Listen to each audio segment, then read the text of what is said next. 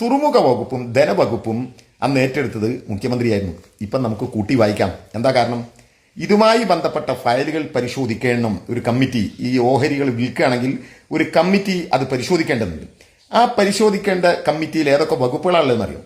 തുറമുഖ വകുപ്പ് പരിശോധിക്കണം, ധനകാര്യ വകുപ്പ് പരിശോധിക്കണം, നിയമവകുപ്പ് പരിശോധിക്കണം. ഈ 3 വകുപ്പിൻ്റെയും ഒരു മന്ത്രിയാണ്. ആ മന്ത്രിയുടെ പേരാണ് സതീശൻ, വി.ഡി. സതീശൻ. അപ്പൊ ഈ ഇടപാട് എങ്ങോട്ട് പോകുന്നു എന്നുള്ളത് ഏകദേശം കേൾക്കുന്ന ആളുകൾക്ക് മനസ്സിലാവുമല്ലോ. വിഴിഞ്ഞം തുറമുഖ വിൽപ്പനയുമായിട്ടുള്ള വിവാദം കത്തിക്കൊണ്ടിരിക്കുകയാണ് കേരളത്തിൽ. നമ്മളൊക്കെ കേട്ടതുപോലെ അദാനി അവരുടെ ഷെയറിൻ്റെ 49% മെഡിറ്ററേനിയൻ ഷിപ്പിംഗ് കമ്പനി എന്ന് പറയുന്ന MSC എന്ന് പറയുന്ന അന്താരാഷ്ട്ര ബഹുരാഷ്ട്ര കോർപ്പറേറ്റ് കമ്പനിക്ക് വിൽപ്പന നടത്തിയിരിക്കുകയാണ്. ഇത് കേൾക്കുമ്പോൾ ചിലർക്കൊക്കെ നിസ്സാരമായി തോന്നും. അതായത് അദാനി അവരുടെ ഷെയറിൻ്റെ ഓഹരിയല്ലേ വിറ്റിട്ടുള്ളത്. പക്ഷെ അവർക്ക് അങ്ങനെ വിൽക്കാൻ കഴിയില്ല. വിഴിഞ്ഞം തുറമുഖത്തിനൊരു പ്രത്യേകതയുണ്ട്. വിഴിഞ്ഞം കേരളത്തിൻ്റെ പ്രകൃതിദത്തമായ അനുഗ്രഹം വർഷിച്ചിട്ടുള്ള ഒരു തുറമുഖമാണ്. അറബിക്കടലിൽ ഏറ്റവും പ്രശസ്തമായ 3 തുറമുഖങ്ങളുണ്ട്. ഒന്ന് ദുബായിലെ ജബലലി പോർട്ട്, മറ്റൊന്ന് ശ്രീലങ്കയിലെ കൊളംബോ പോർട്ട്. അവിടെയൊക്കെ മദർഷിപ്പുകൾ എന്ന് പറഞ്ഞാൽ ഏറ്റവും വലിയ കപ്പലുകൾ. ആ വലിയ കപ്പലുകൾക്ക് അടുക്കണമെങ്കിൽ അവിടെ കടലിൻ്റെ ആയം കൂട്ടണം, തുറമുഖത്തിൻ്റെ ആയം കൂട്ടണം. എന്നാൽ വിഴിഞ്ഞത്തിന് പ്രകൃതിദത്തമായ ആഴുണ്ട്, ആയം കൂട്ടിക്കൊണ്ടിരിക്കേണ്ട. മാത്രമല്ല അന്തർദേശീയ കപ്പൽപാതയുടെ തൊട്ടടുത്താണ് വിഴിഞ്ഞം തുറമുഖം. അതൊക്കെയാണ് കേരളത്തിൻ്റെ സത്യത്തിൽ ഈ തുറമുഖത്തിലുള്ള മുതൽ മുടക്ക് എന്ന് പറയുന്നത്. ഇതിൻ്റെ ഓഹരികൾ എങ്ങനെയൊക്കെയാണ്? ഇതിലേറ്റവും കൂടുതൽ മുതൽ മുടക്കുന്നത് കേരള സർക്കാരാണ്. 61.5% എന്ന് പറഞ്ഞാൽ 5370 കോടി രൂപ. പിന്നെ മുടക്കുന്നത് അദാനിയാണ് 28.9% എന്ന് പറഞ്ഞാൽ 2497 കോടി രൂപ. കേന്ദ്ര ഗവൺമെൻറ്റിന് 9.6%, അതായത് 818 കോടി. അത് അവർ വയബിലിറ്റി ഗ്യാപ്പ് ഫണ്ടായിട്ട് കേരളത്തിനെ സഹായിക്കുകയാണ്. അത് നമ്മൾ തിരിച്ചടക്കണം. സത്യത്തിൽ അത് കേരളത്തിൻ്റെത് കൂടിയാണ്, കേരളത്തിൻ്റെ മുതൽ മുടക്കാണ്. പക്ഷേ ഈ രൂപത്തിൽ തന്നെ കണക്ക് കൂട്ടിയാൽ ഇങ്ങനെയുള്ളതിൽ അദാനി അവർക്ക് മൊത്തം ഉള്ളത് 28.9%. ആ 28.9%ൻ്റെ 49% ഇപ്പോൾ അവർ വിറ്റിട്ടുള്ളത്. അപ്പോൾ അവരുടെ ഷെയറിൽ അവർക്ക് വിറ്റൂടെ എന്നൊക്കെ ചോദ്യമുണ്ട്. പക്ഷേ ഈ കമ്പനി നിയമപ്രകാരം 25%-ലധികം ഷെയർ വിൽക്കുമ്പോൾ സംസ്ഥാന സർക്കാരിൻ്റെ അനുമതി വേണം. സംസ്ഥാന സർക്കാർ അറിഞ്ഞിട്ടേ വിൽക്കാൻ പാടുള്ളൂ. അപ്പോൾ മറ്റൊരു കാര്യം കൂടി നിങ്ങൾ നോക്ക്. 2497, നമ്മളതൊരു റൗണ്ട് ഫിഗർ 2500 കോടി എന്ന് കൂട്ടുക. 2500 കോടീൻ്റെ 49%, അതും പോട്ടെ 50% തന്നെ കൂട്ടുക. അങ്ങനെ വരുമ്പോൾ എത്ര ഉണ്ടായാലും 1250 കോടി ഉള്ള മുതൽ മുടക്കുള്ള അദാനിയുടെ ആ ഓഹരിയാണ് 13,000 കോടിക്ക് വിറ്റിരിക്കുന്നത്. എത്ര ഇരട്ടിയാണ് വിറ്റിരിക്കുന്നത്. അതിൻ്റെ 1% കമ്മീഷൻ കിട്ടുകയാണെങ്കിൽ തന്നെ എത്ര കിട്ടിയിട്ടുണ്ടാവും, ആരുടെ കയ്യിലൊക്കെ കിട്ടി എന്നുള്ളതൊക്കെ നമുക്ക് അടുത്ത ചർച്ചാ വിഷയമാക്കി മാറ്റാം. അപ്പോൾ ഇത് ഈ നിയമപ്രകാരം, അതായത് ഈ 3 കേന്ദ്ര സർക്കാരും കേരള സർക്കാരും അദാനിയും കൂടിയിട്ടുള്ള അതിൻ്റെ അഗ്രിമെൻറ്റിലെ നിയമപ്രകാരം 5ാമത്തെ ഷെഡ്യൂൾ പ്രകാരം 25%-ലധികം അദാനി ഷെയർ വിൽപ്പന നടത്തുമ്പോൾ കേരള സർക്കാരിൻ്റെ അനുമതി വാങ്ങണം.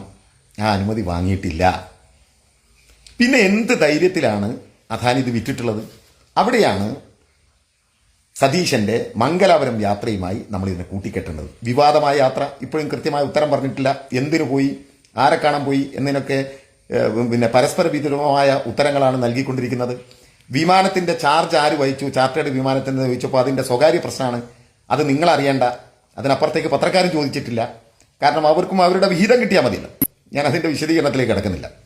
ഇത്രയധികം മുടക്കി കൊണ്ടുപോകുമ്പോൾ സതീശൻ ആരായിരുന്നു? ഒരു MLA പോലുമല്ല. തെരഞ്ഞെടുപ്പിന്റെ ഫലം പ്രഖ്യാപിക്കുന്നതിന് മുമ്പാണ്. നിയുക്ത മുഖ്യമന്ത്രിയല്ല, നിയുക്ത MLA അല്ല. അങ്ങനെയല്ലാത്തൊരു മനുഷ്യനെ ഒരു ചാർട്ടേഡ് വിമാനത്തിൽ മംഗലാപുരത്ത് പോയപ്പോൾ ആര്യാടൻ്റെ ബന്ധുവിനെ കാണാൻ പോയെന്ന് പറഞ്ഞു, മൂകാംബിക പോയതാണെന്ന് പറഞ്ഞു. കർണാടകയിലെ കോൺഗ്രസ്സുകാർ പറഞ്ഞു ഞങ്ങൾ അറിഞ്ഞിട്ടില്ല, അവരറിയാതെയാണ് ഈ സന്ദർശനം. അവിടെ പോയി അദാനിയുടെ ഒരു വൈസ് പ്രസിഡന്റ് ആലം എന്നോ മറ്റോ പേരുള്ള ഒരാളെ കാണുന്നു. അവിടെയാണ് ഇപ്പോൾ വിഴിഞ്ഞുമായി നമ്മൾ ഇതിനെ കൂട്ടിക്കെട്ടേണ്ടത്. ഒപ്പം ഞാനിപ്പോഴും ഓർക്കുന്നു, ഈ മന്ത്രിസഭ വരുമ്പോൾ പിന്നെ ഈ ടീം സെറ്റാണോ എന്ന് ചോദിച്ച് മീഡിയ വണ്ണിൽ ഒരു ചർച്ചയുണ്ടായിരുന്നു. ഞാനന്ന് ആ ചർച്ചയിൽ പങ്കെടുത്തിരുന്നു. അന്ന് എനിക്ക് ഉത്തരം കിട്ടാത്ത ഒരു ചോദ്യമായിരുന്നു, കേരളത്തിൻ്റെ ഒരു മുഖ്യമന്ത്രി തുറമുഖ വകുപ്പ് ഏറ്റെടുക്കുന്നത്. അത് കേരളത്തിൻ്റെ ചരിത്രത്തിൽ ആദ്യമായിട്ടാണ്. ഇതിനു മുമ്പ് ആരും അങ്ങനെ ഏറ്റെടുത്തിട്ടില്ല. തുറമുഖ വകുപ്പും ധനവകുപ്പും അന്ന് ഏറ്റെടുത്തത് മുഖ്യമന്ത്രിയായിരുന്നു. ഇപ്പം നമുക്ക് കൂട്ടി വായിക്കാം. എന്താ കാരണം? ഇതുമായി ബന്ധപ്പെട്ട ഫയലുകൾ പരിശോധിക്കണം ഒരു കമ്മിറ്റി. ഈ ഓഹരികൾ വിൽക്കുകയാണെങ്കിൽ ഒരു കമ്മിറ്റി അത് പരിശോധിക്കേണ്ടതുണ്ട്. ആ പരിശോധിക്കേണ്ട കമ്മിറ്റിയിൽ ഏതൊക്കെ വകുപ്പുകളാണുള്ളതെന്ന് അറിയും. തുറമുഖ വകുപ്പ് പരിശോധിക്കണം, ധനകാര്യ വകുപ്പ് പരിശോധിക്കണം, നിയമവകുപ്പ് പരിശോധിക്കണം. ഈ 3 വകുപ്പിൻ്റെയും ഒരു മന്ത്രിയാണ്. ആ മന്ത്രിയുടെ പേരാണ് സതീശൻ, വി.ഡി. സതീശൻ. അപ്പൊ ഈ ഇടപാട് എങ്ങോട്ട് പോകുന്നു എന്നുള്ളത് ഏകദേശം കേൾക്കുന്ന ആളുകൾക്ക് മനസ്സിലാവുമല്ലോ. അതുകൊണ്ട് തന്നെയാണ് കോൺഗ്രസിൽ അതിർത്തിയുണ്ട്. അത് അവരുടെ ഗ്രൂപ്പിന്റെ ഭാഗം കൂടിയായിരിക്കാം. അതിലേക്ക് ഞാൻ കിടക്കുന്നില്ല. എന്നാലും കെ സി വേണുഗോപാൽ ചോദിച്ച ഒരു ചോദ്യമുണ്ട്. അദാനി ഉത്തരം പറയണമെന്നാണ് പറഞ്ഞത്. പക്ഷേ ആ ചോദ്യം നീങ്ങുന്നത് ശരിക്കും സതീഷിന്റെ അടുത്തേക്കാണ്. അദാനിക്ക് എന്തും ചെയ്യാനുള്ള ധൈര്യം എങ്ങനെ കിട്ടി? ആരോട് ചോദിച്ചിട്ട് അദാനി ഇത് വിറ്റത്? അപ്പൊ എവിടുന്നോ ഒരു ധൈര്യം അദാനിക്ക് കിട്ടിയിട്ടുണ്ടല്ലോ. അദാനിയുടെ ധൈര്യം എന്ന് പറയുന്നത് വി.ഡി. സതീശനാണ്. വി.ഡി. സതീശനിൽ നിന്ന് അവർക്കുള്ള ധൈര്യം കിട്ടിയത് എവിടെയെന്ന് ചോദിച്ചാൽ കൂട്ടി വായിക്കേണ്ടി വരും മംഗലാപുരം യാത്ര. ആ ദുരൂഹതകളൊക്കെ ഇതിൽ നിൽക്കുകയാണ്. ഇനി ഇയാള് നമ്മളറിയാതെ ഈ കേരളം അദാനിക്ക് എന്ന് വിൽക്കും എന്നുള്ളത് നോക്കിയാൽ മതി. സഖ്യകക്ഷിയായ മുസ്ലിം ലീഗിനൊന്നും പ്രശ്നം ഉണ്ടാവില്ല. മദ്യത്തിന്റെ ലഹരി കുറഞ്ഞ മദ്യം വിൽക്കാൻ തീരുമാനിച്ചപ്പോൾ ഗവൺമെന്റ് തീരുമാനിച്ചു പോയി. ഇനിയിപ്പോൾ മുമ്പിലെ തമ്പ്രാൻ പറയും പോലെ അങ്ങനെ തന്നെ സിന്തിരിവ എന്നൊരു നയത്തിലാണ് ലീഗ് പോകുന്നത്. ഇനി കേരളം വിറ്റാലും അവർക്ക് പ്രശ്നം ഉണ്ടാവില്ല. അതൊക്കെ ബന്ധപ്പെട്ട ഒരുപാട് കാര്യങ്ങളുണ്ട്. ഞാൻ അതിന്റെ വിശദീകരണത്തിൽ കിടക്കുന്നില്ല. പ്രിയപ്പെട്ടവരെ ശ്രദ്ധിക്കുക.